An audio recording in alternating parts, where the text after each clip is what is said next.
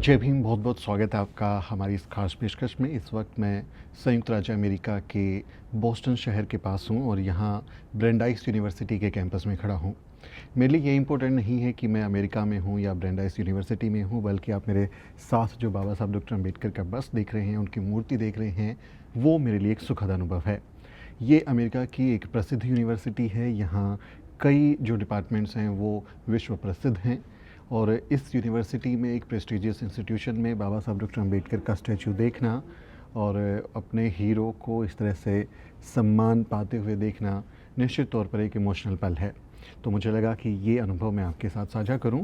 इस स्टैचू को Boston study group की ओर से यहाँ पर लगाया गया अप्रैल 2017 में।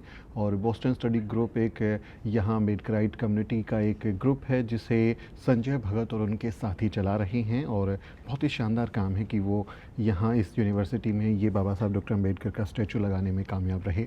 तो इसके बारे में बात करते हैं और मेरे साथ में जय रामटेके हैं जो कि मध्य प्रदेश के बालाघाट के रहने वाले हैं और यहाँ पीएचडी स्टूडेंट हैं। फर्स्ट ईयर इनका पीएचडी का चल रहा है। तो जय, मैं जब आया तो मेरे लिए एक इमोशनल था कि बाबा साहब डॉक्टर अम्बेडकर का स्टैचू देखना। आप तो स्टूडेंट हैं, स्कॉलर हैं, तो जब आप आए इधर तो कैसा लगा ये स्टैचू देख के? सबसे पहले तो सभी को जय भीम। मैं जब आया तो मेरे लिए भी काफ़ी इमोशनल पल था ये, क्योंकि इतना हमने मतलब बाबा साहब का इतना योगदान है हमारे जीवन को सुधारने में, आगे बढ़ाने में। और आज अगर हम यहाँ पे खड़े हैं तो इनको ही श्रेय जाता है। तो मैं तो देखकर काफ़ी इमोशनल हो गया था। मतलब आंखों से आंसू निकल रहे थे इनको देखकर और लग रहा था कि मतलब कोई बोल रहा है कि बेटा तुम्हारे लिए ही रखा है ये सब, तो बस आओ। और मतलब मैं भी बस आके मैंने मतलब पैर छुए और फिर ऐसे मैंने भी गले से लगाया था। तो काफ़ी अच्छा इमोशनल पल था मेरे लिए। इमोशनल पल था क्योंकि हम जानते हैं हमारे जो भारत के जो कैंपसेज हैं जिसे माँ सरस्वती का दिव्य प्रांगण कहा जाता है और वहाँ सरस्वती माता सिर्फ चुनिंदा जातियों को ज्ञान देती हैं, बाकी हमारे लोगों को गुरुकुल और तमाम शिक्षण संस्थानों में पहुँचने की आज़ादी नहीं थी। और आज भी आप देखें तो तमाम तरीके के जातिगत भेदभाव और एक टॉक्सिक इन्वायरमेंट हमारे स्टूडेंट्स के लिए होता है। तो यहाँ एक जहाँ बाबा साहब डॉक्टर अम्बेडकर को सम्मान मिल रहा है इंटरनेशनल लेवल पर और वहाँ भारत में बाबा साहब डॉक्टर अम्बेडकर की मूर्तियाँ तोड़ दी जाती हैं। मुझे लगता है दुनिया में अगर सबसे ज़्यादा किसी व्यक्ति की मूर्तियाँ तोड़ी जाती हैं तो वो बाबा साहब डॉक्टर अम्बेडकर हैं, और सबसे ज़्यादा अगर किसी को प्यार मोहब्बत मिलता है तो वो भी बाबा साहब डॉक्टर अम्बेडकर हैं। तो बहुत ही एक मिक्स फीलिंग है, काफ़ी इंटरेस्टिंग है। आप अभी यहाँ क्या पढ़ाई कर रहे हैं और थोड़ा कुछ कहानी बताएं आप मेरे को। जी। तो मैं अभी फर्स्ट ईयर स्टूडेंट हूँ यहाँ डिपार्टमेंट ऑफ एंथ्रोपोलॉजी में। और मेरा जो टॉपिक ऑफ रिसर्च है वो आदिवासी कम्युनिटीज़ के हेल्थ के ऊपर है। तो मैंने उनका जो टैटू होता है, गोदना होता है, उस पर मास्टर्स में उस पर स्टडी की थी और उसी को मैं कंटिन्यू कर रहा हूँ और वो कैसे हेल्थ से जुड़ता है। और सिर्फ गोदना नहीं, और भी बहुत सारी प्रैक्टिसेस हैं जो वो लोग उनके हेल्थ में एक महत्वपूर्ण रोल प्ले करती है, बट उसको इग्नोर कर दिया जाता है। और बायोमेडिसिन जो है वो ज़्यादा डोमिनेंट है, not just India but other parts में भी। तो मेरा वही रिसर्च होगा कि उनके लिए हेल्थ का कॉन्सेप्ट क्या है और कैसे उनके जो अपने प्रैक्टिसेस हैं वो उनके हेल्थ सिस्टम में भूमिका अदा करते हैं और कैसे वो लोग बायोमेडिसिन को एकदम से एक्सेप्ट नहीं कर पाते। Scholar of anthropology. Yes. Wow. And Baba Saheb doctor Ambedkar, he was an anthropologist also, and if I'm not wrong, he taught anthropology at Sydenham College, Bombay. So that was his first job after graduating. So that's a lovely कि आप बाबा साहब doctor Ambedkar की संतान हैं और उनका subject भी पढ़ रहे हैं जो एंथ्रोपोलॉजी, मानव शास्त्र जो पढ़ाई है वो आप कर रहे हैं। काफ़ी दिलचस्प हो जाता है क्योंकि देखिए बहुत ही खूबसूरत यूनिवर्सिटी है ये, एक प्राइवेट यूनिवर्सिटी है और कैंपस आप देखेंगे तो बहुत ही सुखद माहौल है यहाँ पर। काफ़ी आपको अच्छे वाइब्स आएंगे।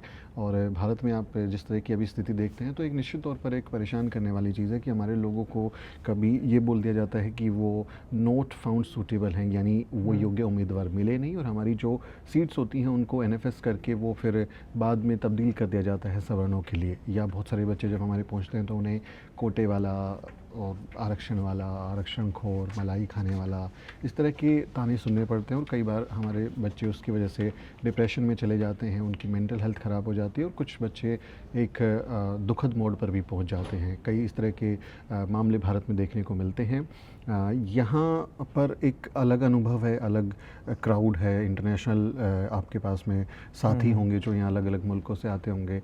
आपके अलावा क्या कोई यहाँ पे दलित बहुजन बैकग्राउंड से कुछ लोग हैं, और किस तरह का एक एक्सपीरियंस है एज ए स्कॉलर, आपको किस तरह से डिफरेंट लगता है from India, because you have been mastered from the university of Delhi, तो how is the difference between Delhi and the Brandeis university? There is a huge difference. और यहाँ मेरे ही डिपार्टमेंट में एक है, उनका नाम गौतमन रंगनाथन है, वो भी हमारे अपने ही कम्युनिटी से आते हैं, साउथ इंडिया से हैं वो। उन्होंने काफ़ी काम किया हुआ है, वो लॉयर भी, शायद लॉ पढ़ा था उन्होंने अपने मास्टर्स में, और अभी वो कास्ट और क्वियर कम्युनिटीज़ पे काम कर रहे हैं। तो और मेरा जो एक्सपीरियंस है वो काफ़ी लाइक ज़मीन आसमान का अंतर मैं तो बोलूँगा वहाँ की यूनिवर्सिटीज़ और यहाँ की यूनिवर्सिटीज़ में। क्योंकि जब मैं मास्टर्स करने के लिए गया था दिल्ली यूनिवर्सिटी में, वहाँ मुझे कभी ऐसा लगा नहीं कि मेरे लिए कोई लाइक मुझे सपोर्ट को करने के लिए कोई होगा वहाँ पे। मुझे कभी ऐसे किसी प्रोफेसर के सामने जाने पर अपनी प्रॉब्लम्स शेयर करने वो स्पेस ही नहीं मिला मुझे वहाँ पे। यहाँ पर आप किसी भी प्रोफेसर को कभी भी, मतलब वो बहुत ही फ्रेंडली है यहाँ पे, बहुत ही फ्रेंडली है। हमेशा वो आपको पूछेंगे, अगर आपने कभी इवन अगर आपने कोई असाइनमेंट आपने नहीं कर पाया टाइम पे, वो आपको पूछेंगे कि आपको कोई प्रॉब्लम हो रही है क्या, आर यू ओके, क्या आपका मेंटल हेल्थ ठीक है, आपको अगर नहीं लग रहा हो तो हमको बताया कि क्या प्रॉब्लम है, हम आपको लाइक हेल्प करेंगे। And do they ask you पूरा नाम बताओ, क्या जाता है, कौन जाता है? बिल्कुल नहीं, बिल्कुल नहीं। कभी नहीं होगा यहाँ पे ऐसा। और बल्कि उनको अगर हम कभी शेयर करते हैं कि हमारे साथ ये सब हुआ है, तो वो बहुत ही सेंसिटिव हैं इस चीज़ को लेके। वो बिल्कुल उसको सुनेंगे, उनको लगेगा कि हाँ ये वाकई में एक प्रॉब्लम है, जो कि इंडिया में आप कभी बोल ही नहीं सकते कि ये एक वो एग्जिस्ट ही नहीं करता उनके लिए। डोंट एक्सेप्ट कि caste is a problem in India, and lot of discussion about reservation, merit and something like that happens in the classroom. Even teachers like they do criticise reservation कि ये है 0 number वाला बन गया, उसने 100 number लाया तब भी नहीं बन पाया। इस तरह की एक जनरल डिस्कशन वहाँ पर होता है, और वो काफ़ी परेशान करने वाला होता है, क्योंकि बिकॉज एज ए स्टूडेंट जब आप जाते हो, और वो भी एक अगर फर्स्ट जनरेशन लर्नर हो और बहुत हम्बल बैकग्राउंड से हो, जैसा आप बता रहे थे कि आप हिंदी मीडियम से थे और आज ब्रांडाइज पहुँच चुके हैं, तो बहुत मतलब एक बड़ी छलांग है, मैं ऐसा मानता हूँ। और हम सब की कहानियाँ एक जैसी हैं। हम अभी बात कर रहे थे, मैं और जय, और सेम कहानी है, वही फर्स्ट जनरेशन लर्नर हैं, घर में कम लोग पढ़े लिखे हैं, और पहले लोग हैं जो देश की यूनिवर्सिटी पहुँचे और फिर देश को लांग के हम आज अमेरिका पहुँचे हैं। तो दोनों की कहानियाँ, मुझे लगता है हम सब की कहानियाँ एक जैसी हैं, क्योंकि we have the same struggle, we have the same sufferings, and we are the victim of bloody caste system. तो ये Jay, I must congratulate you, and I really appreciate कि आपने इतना अच्छा अचीवमेंट किया है, और बहुत सारे जो भारत में स्टूडेंट्स हैं वो जय से और बाकी लोगों से सीखें कि भारत की ही यूनिवर्सिटी में मत आप अप्लाई करें, बल्कि फॉरेन यूनिवर्सिटीज़ में, बिकॉज यहाँ ज़्यादा अवसर हैं। There are lot of opportunities which you can check on, and you can get enrolled in different universities, and that be more opportunities for you, and वो भारत के मुकाबले यहाँ कास्टिज़म भी उस तरह का नहीं होगा, डिस्क्रिमिनेशन नहीं होगा कि आपका जो मेंटर है या जो आपके प्रोफेसर्स हैं वो आपके नंबर काट लें वाइवा में। जेएनयू में वाइवा में 30 में से 5 नंबर 3 नंबर दिया, रिटर्न में बहुत अच्छा है, और हमारे बच्चों को बाहर कर दिया गया। तो इस तरह की बहुत सारे अनुभव भारत में होते हैं। उसके मुकाबले काफ़ी इंटरेस्टिंग है कि यहाँ भारत से बाहर संयुक्त राज्य अमेरिका में काम हो रहा है। बाबा साहब डॉक्टर अम्बेडकर को एक हीरो के तौर पे माना जा रहा है, क्योंकि अमेरिका की कोलंबिया यूनिवर्सिटी से ही बाबा साहब डॉक्टर अम्बेडकर ने अपनी पढ़ाई की, और मुझे लगता है अगर वो अमेरिका नहीं आए होते तो शायद डॉक्टर अम्बेडकर को हम इस रूप में नहीं देख पाते, क्योंकि उन्हें एक इंटरनेशनल एक्सपोजर मिला, और जो उनकी बुद्धिमत्ता थी उसमें 4 चांद लग गए, और फिर वो एक बहुत बड़े स्कॉलर के तौर पर निकले, और फिर पूरी दुनिया आज उनको जानती है, उनके पास कितनी डिग्रियाँ थी। ये स्टैचू जो है बोस्टन स्टडी ग्रुप ने लगाया है, और कल मैं संजय जी से मिला था, वो मुझे एयरपोर्ट पर रिसीव करने आए थे और बता रहे थे, उन्होंने रिक्वेस्ट किया कि मैं आऊँ, क्योंकि उनके पास समय नहीं था, उनका ऑफिस है, तो मुझे लगा कि मुझे जाना चाहिए, and that's a lovely feeling to be here. आप जब आएँ ऐसी जगह पर और अपने इतिहास को, अपने वजूद को, अपने हीरो को देखें, कॉन्फिडेंस मिलता है या कास्ट को लेके थोड़ा अनकम्फर्टेबिलिटी होती है? बताओ मत कभी थोड़ा सा कुछ। नहीं, कॉन्फिडेंस तो बहुत आता है, और वो चीज़ जो इंडिया की यूनिवर्सिटीज़ में आपको, मैंने कभी ओपनली अपना कास्ट आइडेंटिटी बोला ही नहीं वहाँ पे, क्योंकि आपको डर लगता है कि आपके फ्रेंड्स आपको जज करेंगे, आपके प्रोफेसर्स हो सकता है कि आपको जज करें, या उस आइडेंटिटी के बेसिस पे आपको मार्क्स देंगे, ग्रेडिंग देंगे। यहाँ पे आप ओपनली अगर आपके कुछ विचार हैं आप बिल्कुल व्यक्त कर सकते हैं, आप फ्री हैं ये सब बोलने के लिए, और काफ़ी अलग माहौल है यहाँ पे। बहुत बहुत मतलब कॉन्फिडेंट तो इंडिया से ज़्यादा मैं यहाँ पे हूँ। हाँ बिल्कुल। इवन मैं, मेरा हिंदी मीडियम, जैसे मैंने आपको बताया, हिंदी मीडियम बैकग्राउंड रहा है, लेकिन मैं वो चीज़ को लेकर के मुझे यहाँ पे कभी शेम नहीं होता कि मेरा बैकग्राउंड वो रहा है, बल्कि और ज़्यादा कॉन्फिडेंट फील होता है। कॉन्फिडेंट होता है। और बाबा साहब डॉक्टर अम्बेडकर ने इतनी सारी 6-7 लैंग्वेजेज उनको आती थी, 32 डिग्रियाँ उनके पास में थी।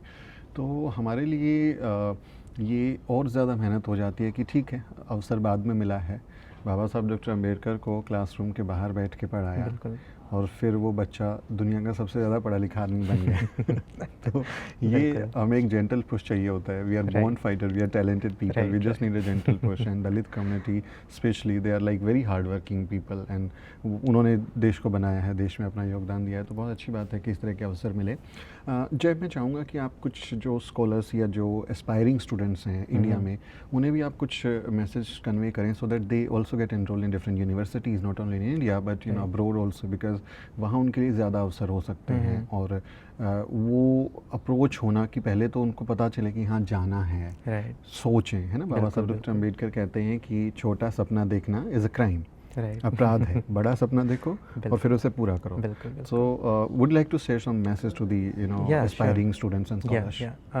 या आई वुड लाइक टू से कि जैसा आपने कहा कि सपने छोटे मत देखिए, बड़े सपने देखिए, और सीधे अमेरिका वगैरह या बाहर के यूनिवर्सिटीज़ में आने का ही सपना देखिए, क्योंकि आपको जो यहाँ से आपको मिलेगा वो मुझे नहीं लगता कि इंडियन यूनिवर्सिटीज़ में मिल सकता है। और इवन अगर इंडियन यूनिवर्सिटीज़ में भी जाना है तो बड़े बड़े यूनिवर्सिटीज़ को टारगेट करिए, IITs हो गया, NITs हो गया, और मेहनत करिए, क्योंकि आप सिर्फ अपने लिए नहीं करते, आप पूरे समाज के लिए वो चीज़ कर रहे हैं। तो हमारा रिप्रेजेंटेशन हर जगह हमको चाहिए कि हो। तो उसके लिए बस आपको ये सोचना है कि आप अपने लिए नहीं कर रहे हैं, वो आप पूरे समाज के लिए कर रहे हैं। तो ज़रूर करना है आपको, अपनी पीढ़ियों के लिए करना है। और अभी अपने कई जो स्कॉलर कम्युनिटीज़ हैं वो अभी धीरे धीरे जनरेट हो रही हैं, और कम्युनिटीज़ को सपोर्ट भी कर रहे हैं। जैसे एकलव्य फाउंडेशन है, नालंदा एकेडमी है, और लंदन में गासा करके global Ambedkarite student association kind of thing, they are you know forming.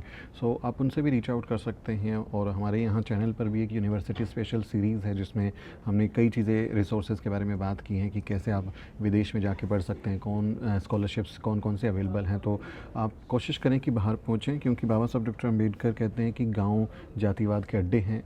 गांव छोड़ के आपको कस्बे में आना चाहिए, कस्बा छोड़ के आपको शहर में आना चाहिए, और शहर छोड़कर आपको महानगर में आना चाहिए, और फिर देश से बाहर निकल कर आपको विदेश में भी आना चाहिए। तो हमारे लिए अवसर हैं, उनको कैश करें और कोशिश करें कि आप अपनी पीढ़ियों का भविष्य बदल सकें।